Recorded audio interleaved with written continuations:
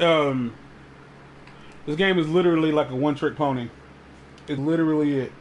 Like, if you were expecting some kind of story, there are different waves. There are bosses and some of that other shit, but mostly twin stick, shoot the zombies, try not to die. That's about it. Here we go. Your eyes, a gift from God. Hard to imagine life without them. But you can't always trust what you see. Life is full of things that can't be seen with the naked eye. That's where God comes in. We see a problem. He sees a solution. We see weakness. He sees strength. As you're looking for answers, keep one thing in mind. You'll need more than eyes to see the truth. Believing is seeing.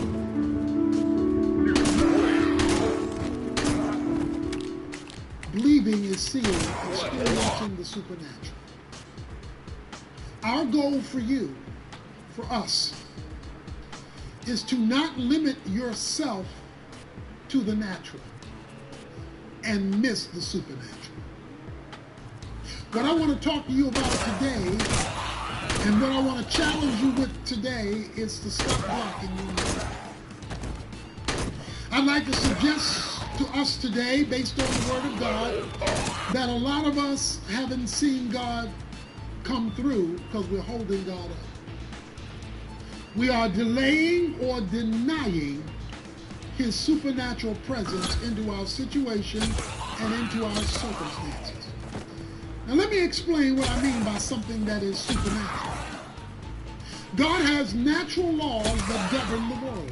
The world works by natural, predictable laws. That's why science is possible, because they can see the laws at work and draw conclusions based on the consistency of the laws. Sunrise to sunset, law of gravity, things go up, things go down. First law of thermodynamics, second law of thermodynamics. There are laws that are predictable. It's the way the world works. I'm not typing that stuff. The game is doing that for me. Obviously, because, I'm talking where God trumps His own law. It is where God overrules Himself. He has set the laws in place, but a miracle is when God overrules a law He set in place in order to accomplish something He wants to do.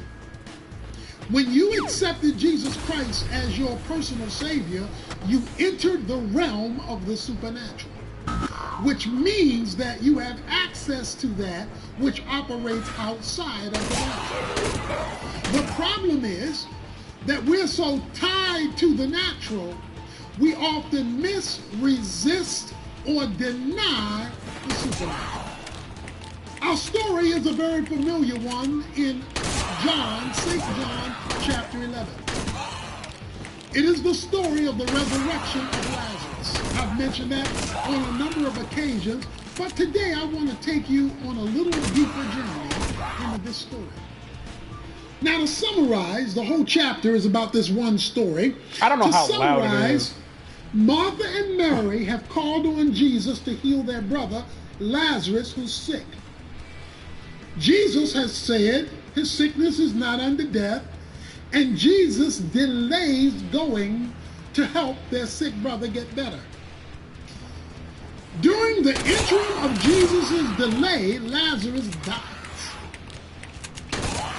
Jesus shows up to our God. We have two frustrated sisters. Martha, the verbal one, says, Jesus, if you would have been here, our brother would not have died. Where were you when we needed you?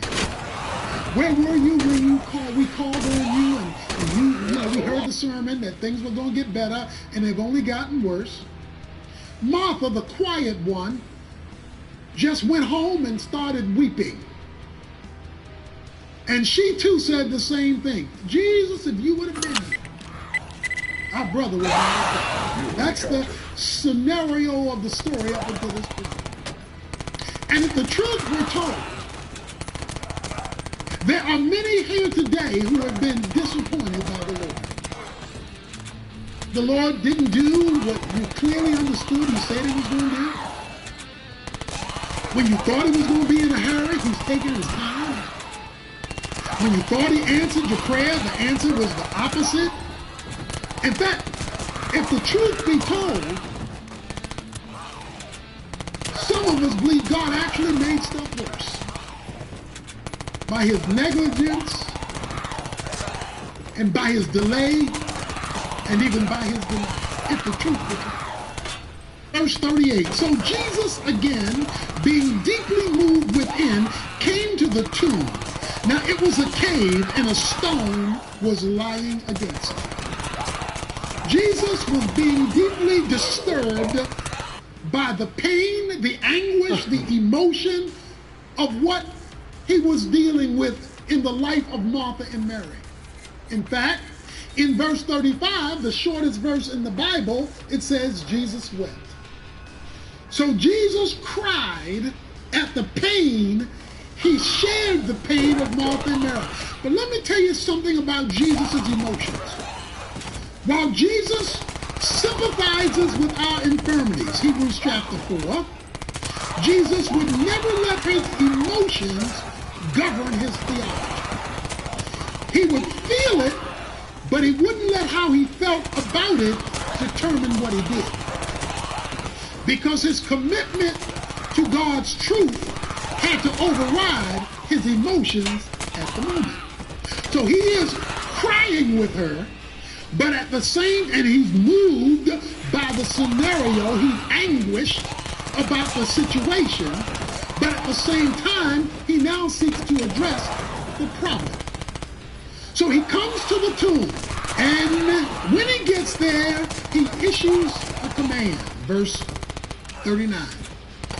Jesus said, remove the stone.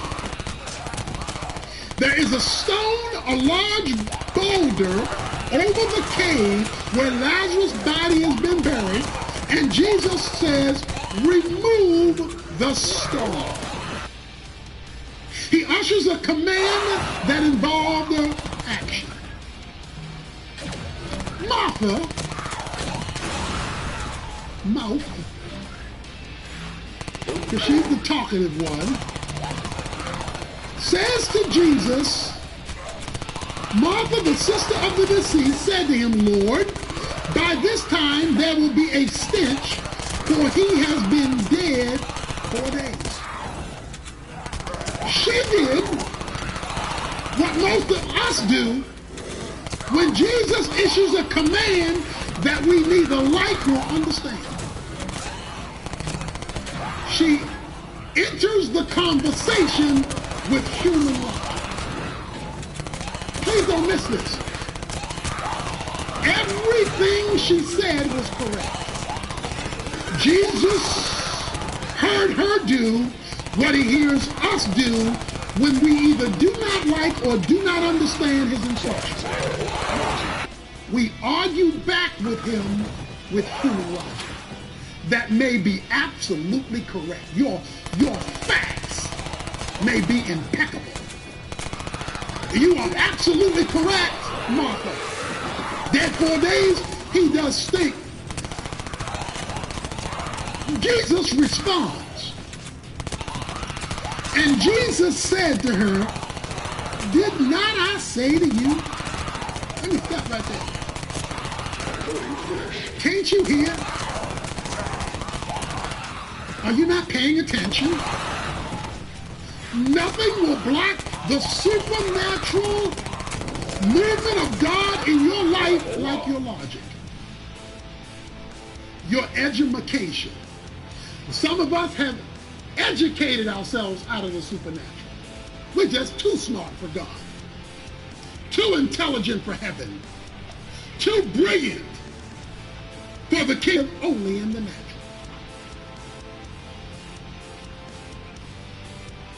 Didn't I say to you? Can't you hear, girl? What did you say to her, Jesus? Didn't I say to you that if you believe, you will see the glory of God? Didn't I say to you if you believe, you would see. Okay, now you get the exact wording of our service. Believing and seeing. He didn't say if you see, you would believe. He said if you believe, you would see. Too many of God's children are from Missouri. From Missouri, you got to see it first. In the natural, The show me state, baby. you see before you believe. In the natural. Not so in the supernatural. In the supernatural, if you believe you would see, what would you see? The glory of God. What is the glory of God? It's God on display. The glory of God is God revealing himself as God in your circumstance.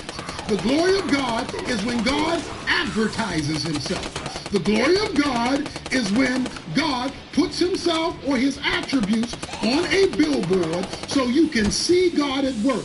But you will not see it in the physical until you believe it in the spirit.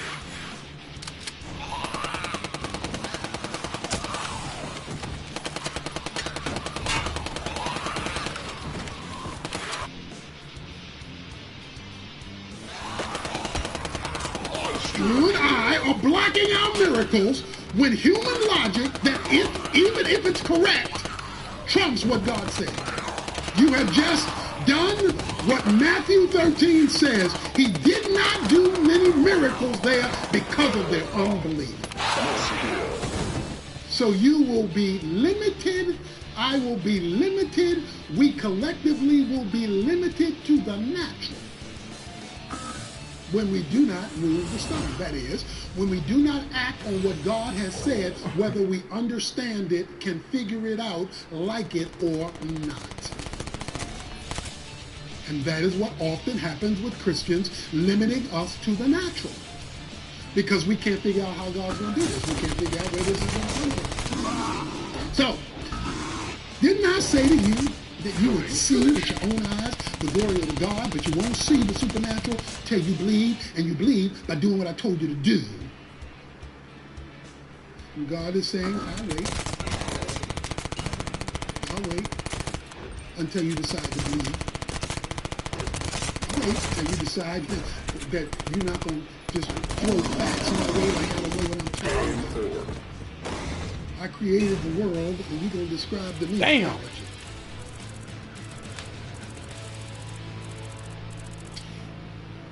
Let me tell you something about the will of God.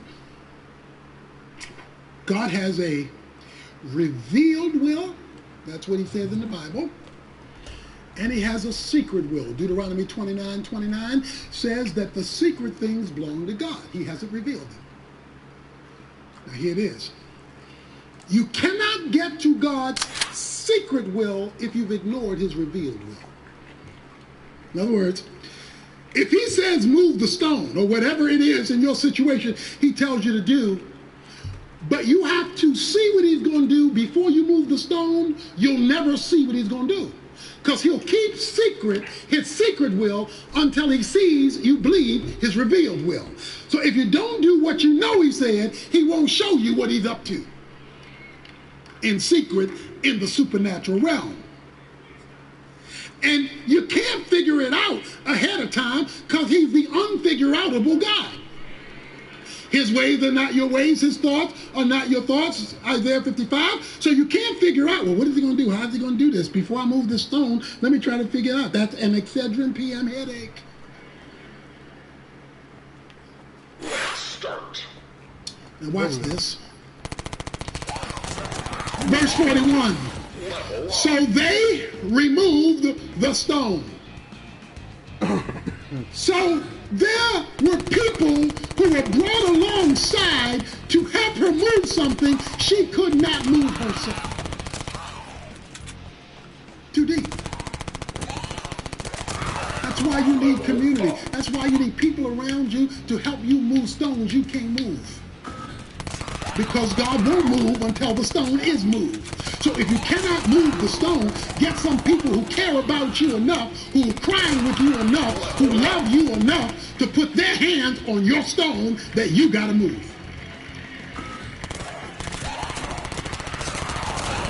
everyone in here should either be getting help to move a stone or be helping somebody else to move a stone. Because if you're helping somebody else, that means you got some folk who can help you. That's what church is supposed to be. And so they help her move the stone. Now, it's going to get deeper now. Then, the Bible says in Hebrews chapter 7, verse 25, that Jesus is our intercessor. The Bible says in Romans 8:27, the Holy Spirit is our intercessor according to the will of God. So it has to be God's will, of course. God doesn't do everything we want because we want it, but there are a lot of things in God's will he's waiting to do after he's seen faith in action. So he says, then Jesus says, raised up his eyes and said, Father, I thank you that you have heard me. Father, I want to thank you that you have heard me. Let's put it in mind. Let me say what he didn't. He didn't say, Father, I thank you that you are hearing me. He does not speak in the present tense. He speaks in the past tense. So let's talk about the doctrine of tenses.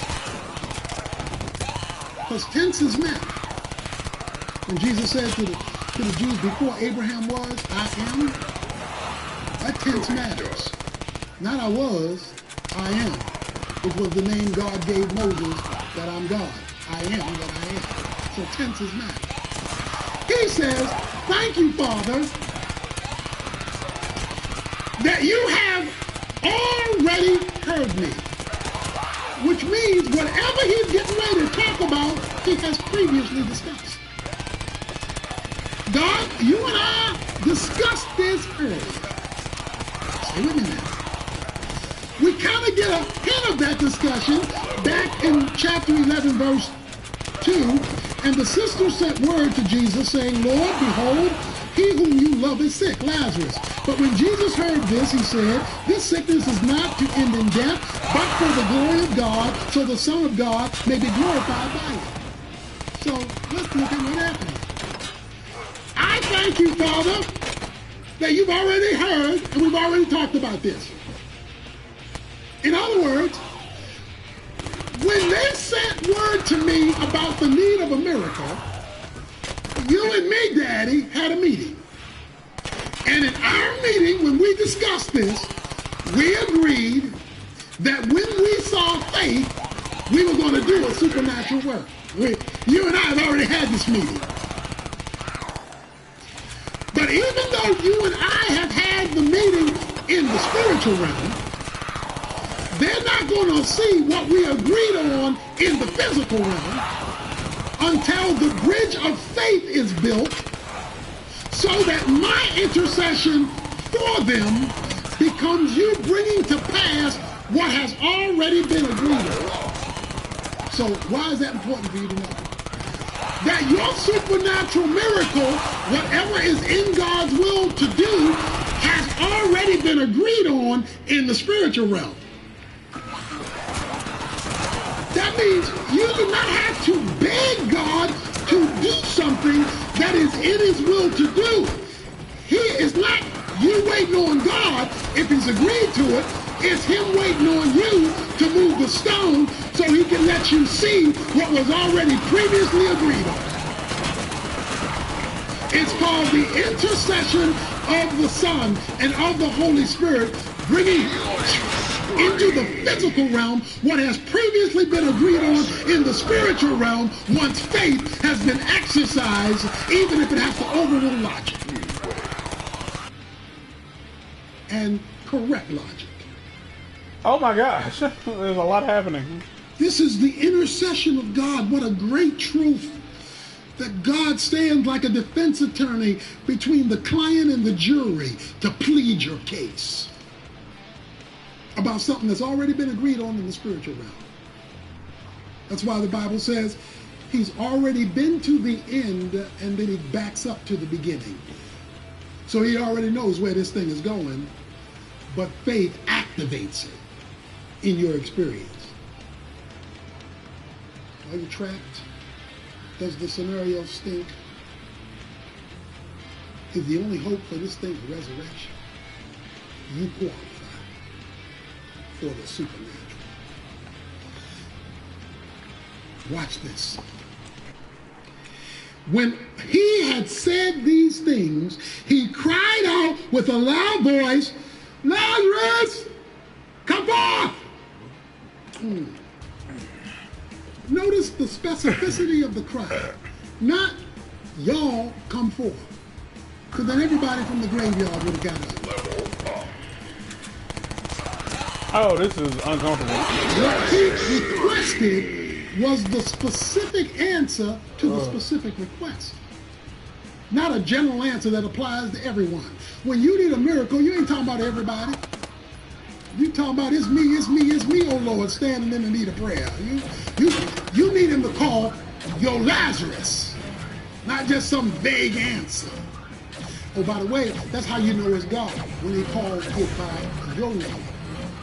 Lazarus, a specific answer to a specific need in a specific situation, predicated on a specific request. Lazarus, come forth. Now watch this, watch this, watch. I don't want you to miss this. Get ready to close it out here, but don't miss this, because it says the man who had died came forth, bound with hand and feet with wrappings, and his face was wrapped around with a cloth. Jesus said to them, unbind him and let him go. Okay, watch this now. It says he came forth, but he didn't come forth walking. He came forth shuffling, because he was still tied up. So he was tied up around his legs, around his hand, around his head. He was still wrapped in death cloth. So watch this now. He was alive, but he was not liberated, because he was still tied up. Now, he had a miracle. The miracle was what was dead is now alive. Damn it. So he comes walking out. I thought I hit a glitch. Because he's tied up. But guess what? I thought I had hit a glitch and the game was just gonna let it run. I was legit about to just stand there and just get trophies, my dude. Jesus, who are you talking to? I don't know. He called a small group. He said, I want y'all to untie his legs, and I want you to unhook his arms. I want y'all to unwrap his head, because I want the other folk to participate in my miracle. God just doesn't want to do miracles that exclude you. He wants to do miracles that include you. You are part of the miracle. He did enough to get it going. He says, I want y'all to finish it off so that you can see how I can use people in the lives of circumstances to do what they can do. I'll get him alive. Y'all can at least unwrap the boy. You and I are participants. That's why 2 Corinthians chapter 6 says, we are workers together with him. He will do what we can't do. He wants us to do what we can do so that we become partners in the supernatural miracle working process. And it closes by saying, and many believed on him. So let me tell you something. God doesn't do miracles just to show off. He doesn't do the supernatural to flex his muscles. He does the supernatural so that his name will be known. Many believed on him. That's the problem with a lot of folk coming to church looking for a blessing. They looking for what God's going to do for me. I want a new house, new car, new clothes, new this, new that. Do something for me. Bless me. I want my blessing. I want my blessing. And then after God does something, he gets no notification, no glorification. You're not witnessing. You're not talking about him. You're not giving him the credit. You're not responding and giving. You're not doing anything. You're just talking about your blessing. He doesn't just bless you for you. He blesses you for his name, his glory, your impact, your testimony, your ministry. Let the redeemed of the Lord say so. When you get your supernatural, you better open up your mouth and you better declare the greatness of your God, because only your God can go into your grave and raise you up and give you life. You better give him the glory due his name.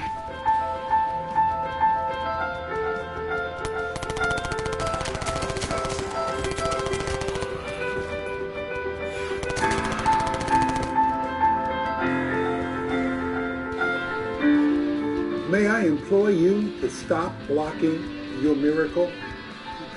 That's exactly what Martha was doing when her brother Lazarus died. Jesus delayed his visit. She said, and Mary, her sister, said too, if you would have been here, if you would have just shown up, then we would not have had to go through this pain of the loss of our brother. Jesus goes with them to the tomb and says, remove the stone. And that's when Martha went logical. She gave Jesus a lesson in mortuary science. She says he's been dead 4 days, he's rotten, rigor mortis has set in, so he stinks. Jesus has to give her clarification on faith. He said, did I say to you that if you believed, you would see? In other words, I didn't ask you for your logic. I didn't ask you for your human understanding or human opinion. I asked you to do what I asked you to do. Because true faith acts like God is telling the truth, even when you haven't seen the result of his request yet. That's because believing precedes seeing. So he told her, you will not see what I want to do behind the stone until you do what I told you to do with the stone. God wants to do, because we're going logical. We're using our education, our background, our success, and our income, and we are blocking what God wants to do in the spiritual realm. We're keeping the Lazaruses of our lives trapped because we are too smart, too sophisticated, too technologically advanced to take God at his word and simply do what he asks us to do. Faith boils down to acting like God is telling the truth, acting like it is so, even when it's not so, in order that it might be so, simply because God said so. So I want to implore you again, stop blocking your miracle. I don't know what God and you need God to do in your life, but make sure you're not standing in the way of getting it done by refusing to do what he's asked you to do.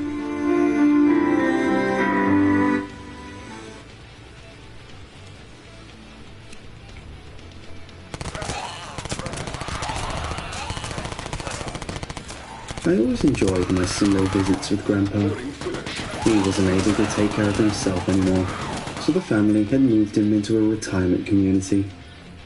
Being an independent person, Grandpa had made a big fuss about moving in at first. However, once he started to get to know the other residents and learned about all of the activities that went on in the home, he felt a little better about being there. After Grandpa moved in, I would visit him every Sunday and join him in the weekly game challenge. The game changed depending on the week. Sometimes it would be Jim Rummy, other times it was shuffleboard, sometimes it was bingo. The games were chosen ahead of time by the residents from a list that had all of the games available written on it.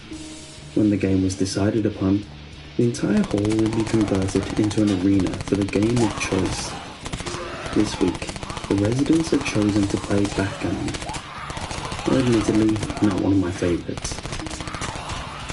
After we played a few rounds of the weekly game, Grandpa and I would get some lunch from the retirement home dining hall, and then head back to his room so he could tell me all of his favourite stories. Grandpa told all sorts of stories about gnomes, fairies, giants, and other supernatural creatures. He even told me about the urban legends, like the alligators living under the sewer he had heard while growing up in New Jersey. It was always great fun hearing Grandpa's stories, and I always looked forward to hearing a new one every week. The years passed, and I entered high school. I didn't stop by to visit Grandpa as often anymore, because I became busy with hanging out with friends, doing homework, and starting to date girls for the first time. Even though I didn't have the same amount of free time as when I was younger, I would still try to visit Grandpa as often as I could and join in on the Sunday games. I would have lunch with Grandpa and listen to one of his tall tales when we went back to his room. I was older, but I still loved listening to his stories. It seemed like he would never run out of subjects to talk about. He even told me about his experiences as a pilot in World War II. It was always great fun listening to the trouble he got in as a pilot, flying on the billboards to see how low he could make his personal plane that he bought after the war go. Finally, it came time for me to go off to college. I would not be back for a while, so I wanted to spend a lot of time with Grandpa before I left. I noticed that his health had taken a turn for the worst, but he never brought it up.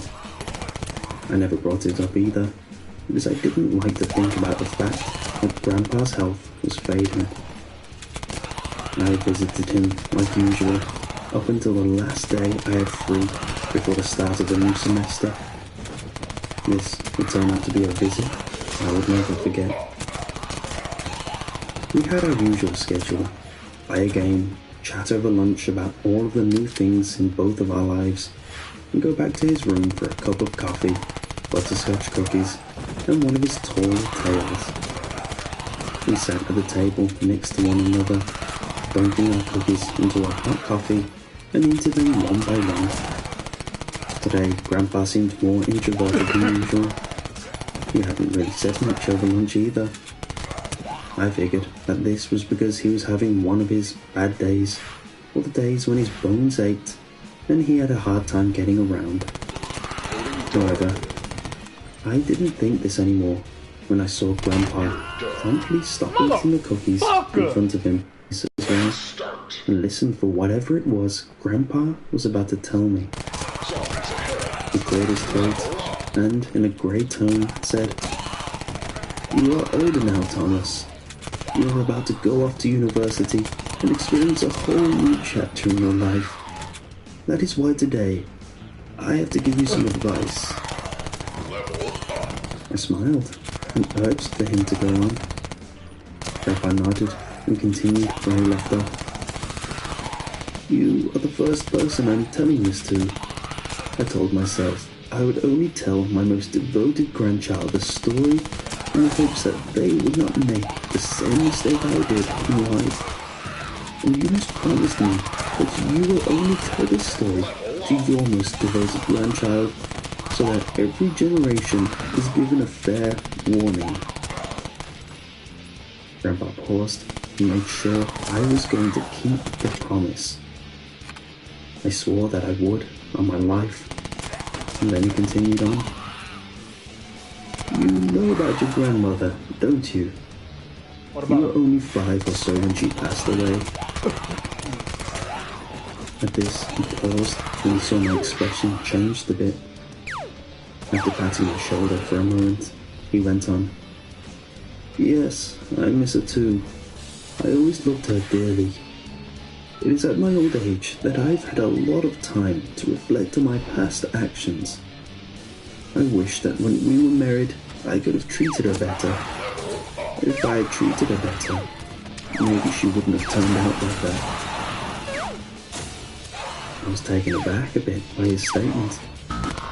"What do you mean?" Grandpa sighed. "This is what I wanted to talk to you about. Some advice I want to offer for you as you head out into the world and want to make a life for yourself. You see, your grandmother and I got married in the 50s. In those times, men were king of the house and their wives had to attend to their every need. I'm not saying it was right, it was just the way things were back then. I was the same as most men of that era. I was fresh out of the military service from World War II and had just settled down with your grandmother We bought a cheap house under a government program to encourage home ownership, and I got a job working at an office. Unfortunately, like most men of the era, I was always very hard on your grandmother, who, like most women of that era, stayed at home. I always demanded the best from her, the best housework, the best meals, the best hosting when we had neighbors over. I insisted that she always dress up, wear makeup, and put on her fine jewelry when managing the house. No wife of mine was going to be a slob and get me mocked by the neighbors. And looking back now, I realize how silly I was to demand all of that of her. But I suppose we were both victims of the culture of that time. I think my strictness got to your grandmother at times, because there were occasions when I would see her weeping to herself as she made dinner in the kitchen. When she was like that, I would leave her alone. I had tried to suggest that we watch one of her shows on the Women's Network or listen to a cooking show on the radio, but my suggestions always just made her more upset, so I learned to give her space when she was in one of her moods. However, one night, she was so upset that she burned our meal. Even after burning it, she still served it in both of our dishes at the table and sat down to eat her own portion, still weeping as she shoveled the burnt pieces into her mouth. This was unacceptable to me.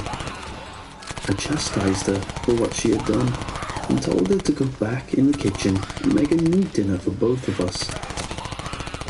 I told her if she couldn't get herself together to simply make me a sandwich, I'd ought to calm her down a bit. It was then that something changed in her. The tears suddenly stopped, and a small smile crept over her face. She laughed a bit, and I laughed along too. The whole situation was a bit comical. I apologized for being strict, and she shook the whole thing off.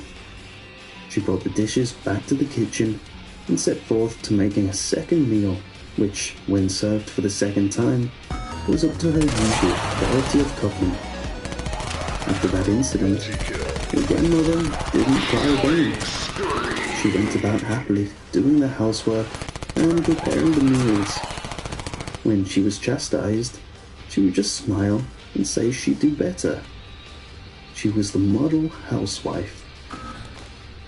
It was around that time when one of my good friends, Jerry, went missing. Your grandmother knew his wife, Edith, and together they got all of the housewives involved in trying to find him. They put up flyers and the like, but unfortunately, Jerry was not seen again. It was a few months later when another one of my friends, Stan, went missing. The housewives got together again and tried to find him with little success. After that, the excitement died down. Although the men were not found, no one else went missing from the neighborhood. It became somewhat of a local mystery. None of the men had a reason to go missing. They both worked at the same office that I did, and they both had stable home lives. Even to this day, the neighborhood is still talking about the circumstances surrounding their disappearances. The incident did bring the community closer together. The housewives ended up forming their own club, which became a national sorority. It was open for many years, and during that time donated a lot of its time helping less fortunate people in the community. I was one of the people who always wondered what happened to Jerry and Stan. They were good friends, and I was always sad to lose them.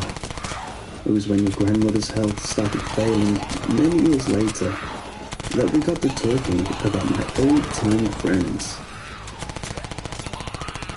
Here, my grandfather paused, as if the subject was hard to talk about. But when he saw my concerned expression, he continued on. Don't worry about me, lad. I'll be okay. Now, where was I? Oh yeah. Many years later, your grandmother and I were talking about Jerry and Stan. And that is when she brought up all of the great things she cooked while we were looking for them. the mouth-watering roast she had prepared and fed to all of the members of the search party, the roast beef sandwiches she had packed for the lunches I took to the office, the blood pudding she had made for the neighbors. She went on like this, naming off all of the different meats she had cured and served to people over the years. I recalled all of the meals with warmth, but was a bit confused to why she would have brought it up when I was talking about my old friends. And that is when the smile came over her face. That same smile that had come over her face at the dinner table those many years ago. An unsettling kind of grin that seemed to reach in and tug at my very soul. "They've already been cooked, dear," she said in a crackling, uneven tone. I felt myself wretched at the thought of consuming the terrible thing I had. Your grandmother just chuckled and continued on. "I cooked them, along with all of the people you complained about in your job. Remember how you complained about Stan and Jerry getting promoted before you? I took care of that, did I? I made sure the supervisors who were bullying you moved away. Of course, they didn't really go anywhere other than my cooking pot. I always made sure to cook a perfect meal out of all the naysayers, just for you." Grandpa stopped his tale to retch a bit, and I stared at him with my mouth open. I could feel the colour draining from my face. At this point, I was visibly shaking. When he got a hold of himself, he continued on. "Shortly after, your mother told me she passed away peacefully and asleep. That same creepy smile was painted on her lips when I found her. After her funeral came and went, her last words haunted me. I wanted to know more. I started reading through her old journals, and I learned that the women's club she had formed, the Jersey White Hat Club, had a very dark practice that they put into place. Should any man give them a hard time, it was not above them to punish him in any way possible. They outlined all of the ways they could punish their significant others, boyfriends, or other troublesome men in their lives. There were recipes for poisons, instructions on how to psychologically torture people.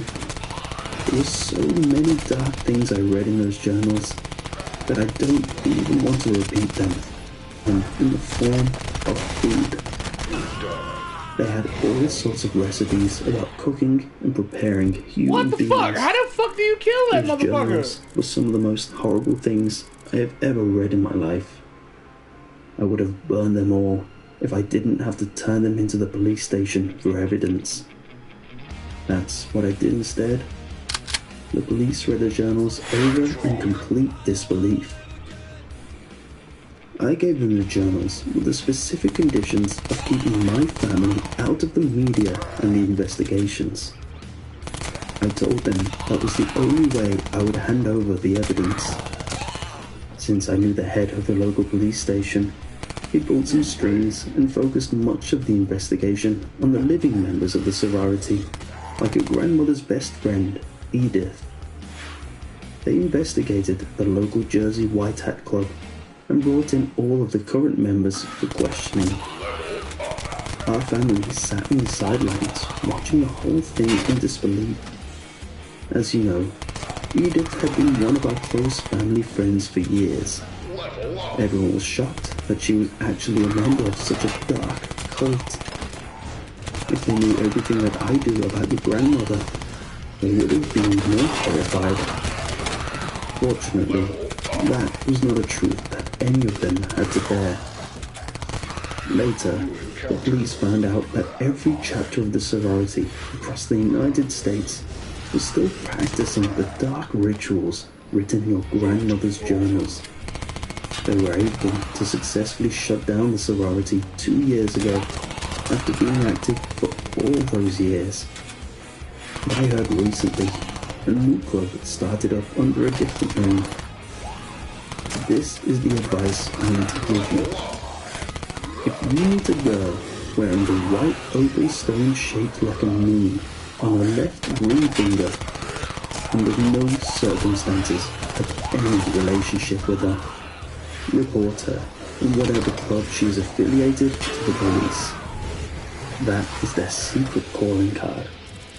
And, just to be safe. Here, Grandpa paused to take a drink of a glass of orange juice beside his coffee to calm his nerves, and then continued on. Never, I repeat never, mock a girl by asking her to make you a sandwich.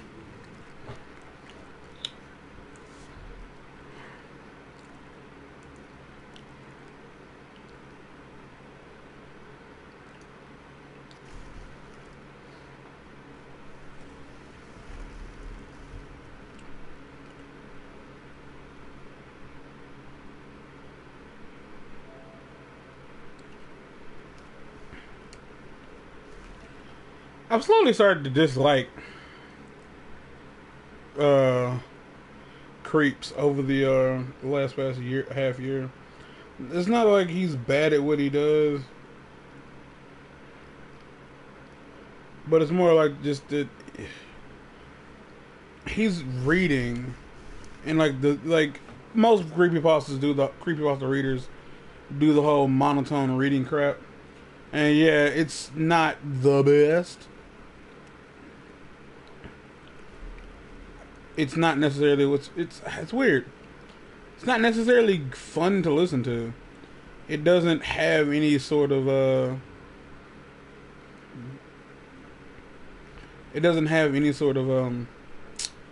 vibe to it. Like Mr. Creepypasta is. It is what it is. Like his shit's a touch more put together, I guess you'd say.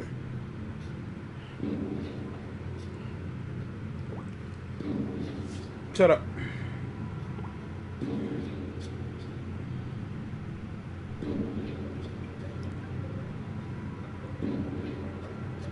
When I was a little girl, I had a doll collection. A series of porcelain dolls, rag dolls, puppets, a china doll. Just the typical dolls most little girls had. They were scattered around my room in cabinets, in closets, and my bedside table. My parents got rid of those dolls when I was 7. I've almost never been in the same room with a doll ever since. For over 20 years.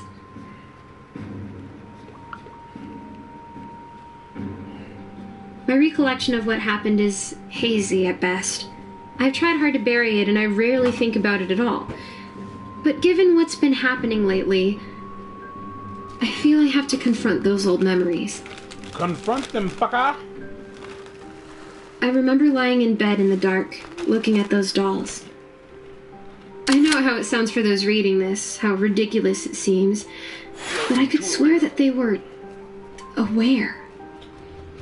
That they were looking at me. It sounds like nothing strange, just a little girl's imagination playing tricks on her. But then, things got weirder. One morning I woke up and the dolls had been moved around in different locations. My small porcelain doll in the purple dress was always kept on my cabinet. It had a red bow on the front. The dress was decorated with various types of flowers. The doll had its hair in a ponytail that hung down beside its left shoulder. When I woke up in the morning, the doll was on my bedside table, right beside me. Even as a little girl, I didn't really believe those dolls were moving. I thought maybe I switched them and didn't remember, or maybe my mother moved them for some reason in the night. So the next night, I tried something. I didn't like the dolls looking at me, so I turned them all to face the wall. When I woke up in the morning, they had all turned around again, facing me. This is the first time the whole situation made me really scared. Until then, I was more confused than anything. I decided to ask my mom if she'd been touching my dolls in the night. She kind of laughed and said, "Why on earth would I do that?" I laughed it off as well. But the truth was that I was now... Tara slept well in weeks. When I came home from school that afternoon, my mom sat me down and said she wanted to talk. "What's happening with your dolls?" she asked. "Why are you hiding them away? Why did you ask me if I was moving them before?" I decided to just tell her the truth. "My dolls are scaring me. They're moving in the night. I don't want them in my room any longer." My mom smiled. She told me that my imagination was just playing tricks on me. She said she'd return the dolls to their shelves, but that she'd sleep with me in my bedroom that night to show me it's okay. I didn't like the idea of having the dolls back out, but I reluctantly agreed. We left the door open that night just enough to let a little bit of light in.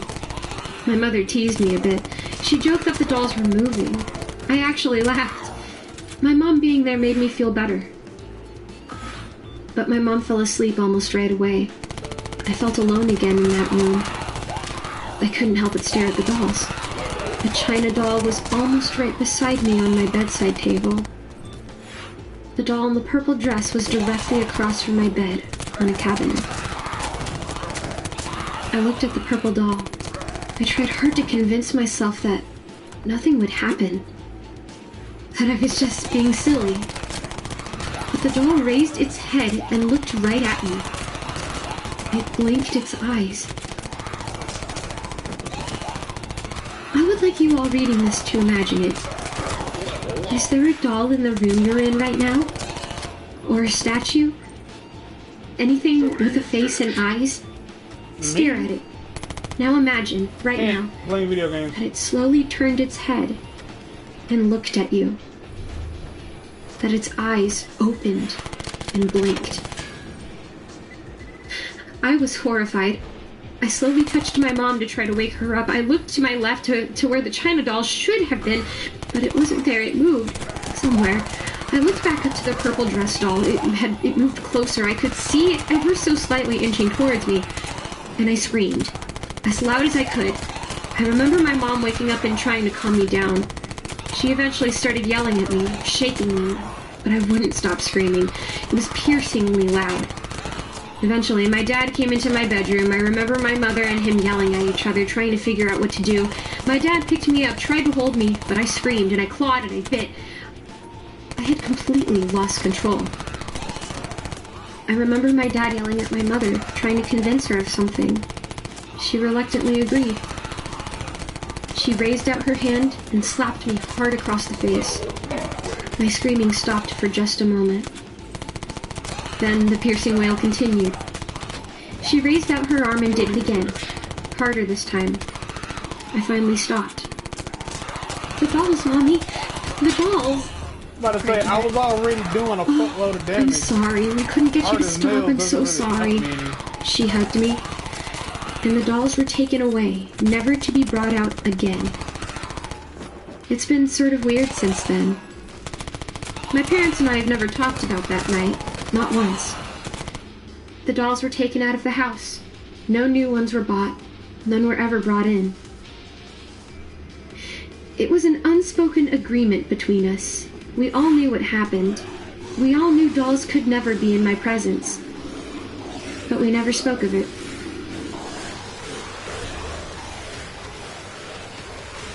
I'm now 29 and have never slept in a room with a doll. I've barely even been in the same building as one. I wasn't even certain if those memories were real or not, but the phobia set in, and I still had nightmares about them. Once, when I was 11, I went to a friend's house for a sleepover. I hadn't really considered that she might have had dolls. I don't know why, it just slipped my mind for some reason. But when I got to her bedroom, I saw that she, of course, had a lot of dolls. I immediately went to the washroom and pretended that I was sick. I called my parents and had them pick me up. After graduating high school, I thought about moving away to university. But then I thought that I might be stuck with a roommate that had a doll collection. Or that even other students in the dorms would have them. No, I couldn't risk that. I'm married now, and even my husband doesn't really know the full story. I've told him on many occasions that I don't like dolls. He just shrugs it off and accepts it. But my husband and I also have a little girl. She's 7 years old now. Over the years, she's received a few dolls as gifts. What can I do? She's a little girl. She'll have dolls. How can I keep dolls away from a little girl? They stay in her room, and I try to rarely go in there. Things were always fine in the daytime, even when I was a little girl. I'm embarrassed to say it. I'm not sure if I've ever been in my daughter's room in the nighttime. I didn't really believe that the dolls would move. I just convinced myself it was a phobia. There's even a name for it. Pediophobia. Lots of people are scared of strange things. This was my strange phobia. My daughter was preparing for a school play, and my husband helped her pick out her costume earlier that day. I hadn't seen it yet. My husband had let me know that he would be home very late. My daughter called down to me right before her bedtime. "Mommy, come see my new costume." I walked up to her bedroom and opened the door. The lights were off for some reason. My eyes took a moment to adjust. And then I saw my daughter. She was standing perfectly still in the center of the room, not moving an inch. She wore a purple dress, a red ribbon on the front. Her hair was in a ponytail, hanging beside her left shoulder. Her head slowly, oh so slowly, started turning to look at me. Her eyes blinked. My daughter started inching closer. I slammed the door shut. I'm downstairs now, writing this out. I have absolutely no idea what to do next. I think I'm in shock. I can't just get rid of my daughter like I did with those dolls all those years ago. And what on earth is happening? Is she possessed? Is it just a coincidence? I really have no idea. But I hear her now. She's coming down the stairs, very slowly. I'm fighting the urge to scream like I did when I was a little girl. "Mother," she's saying. It doesn't even sound like her voice. It doesn't even sound human. I need to submit this now. It's just pediophobia, right? It has to be. My daughter's costume slightly resembles the doll from my childhood, and my phobia triggered some overreaction. I'll go see her now. And it'll be okay. It's just pediophobia. Please. I want to make it say at least 10 minutes. It's just pediophobia. It's just pediophobia. It's just pediophobia. It's just pediophobia.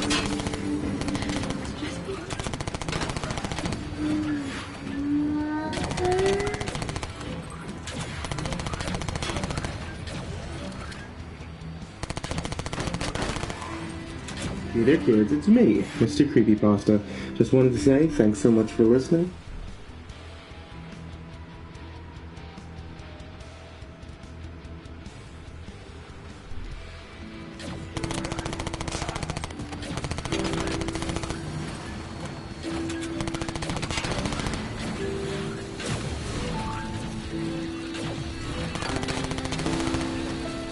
Perched high on the hilltop, watching over the meadow, lay the guardian of Rusty's death. Lofty and robust it stood.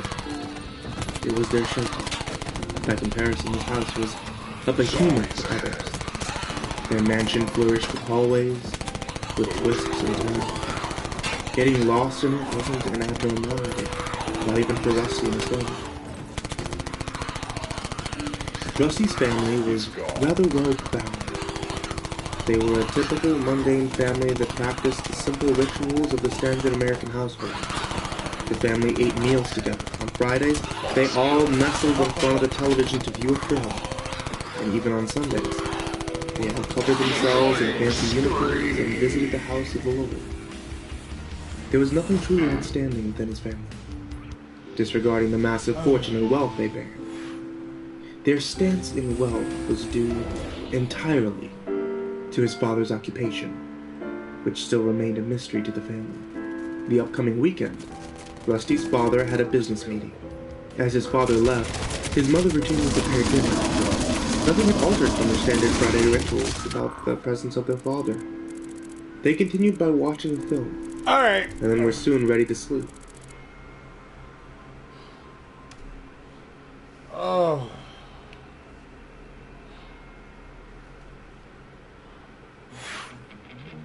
Okay.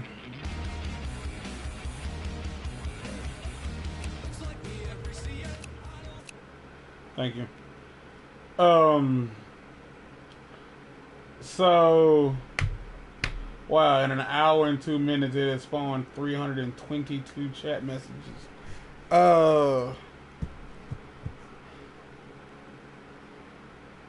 So this game, I feel like the objective is like, cause I bought it because it looked fun, and I mean a turd can look tasty, but it's still a hunk of shit. If you don't know what the fuck it is, when you don't know what the fuck it is, so playing this, like in practice, it's not really fun because the like the plus side is every time you like unlock a new gun, you can pick from it at the start of the game, which is a plus. But I haven't gone beyond 10 minutes, and I'm not sure if these are all the guns I get permanently. I would say one thing that kind of isn't cool is having to reload. Like in a game where your ammo is unlimited, I don't necessarily understand why in God's name they feel it's relative to have it to reload. Like other than like I don't get it. I don't get it. Which don't mean shit, but I don't care for it. It seems like it really needs you to only play this like if you're going to be streaming it and have enough people like supporting you to help you get through it. Because other than that, I don't necessarily think you're meant to play this game by yourself, like outside of a stream or anything else. Because it was cool. I'm probably gonna delete it. It's like less than a gigabyte. Yeah, it's not fun. Exactly. Like I could see this being really, really fun with like 100 people in the chat, like typing in for support and helping you out. Like I could totally see like you being able to get to the end, or not the end, but like being able to stay alive for a good length of time with plenty of people like helping. But just you playing by yourself, the game, it doesn't seem to realize when you're not. It realizes when you're streaming because it turns the chat commands on, but it doesn't seem. But it doesn't seem to really play differently when you're not streaming, and that's kind of a flaw in my personal opinion. So I'll probably play it like one more time and like talk to some people and be like, hey, I'm gonna play this, come watch the stream and help me out so I can decide whether or not this is actually a thing. But most of the time when I'm playing the game, other people are also playing video games. So I guess I'll just have to look up videos, because other than that I think I'll delete this, because I paid for this when it was on sale. So I think I paid less than $10 for it because it looked really fun. Like I don't remember how much I paid for it, not to be honest with you. It's probably like $7, and I'd say it's worth $3. So there's that. Bye.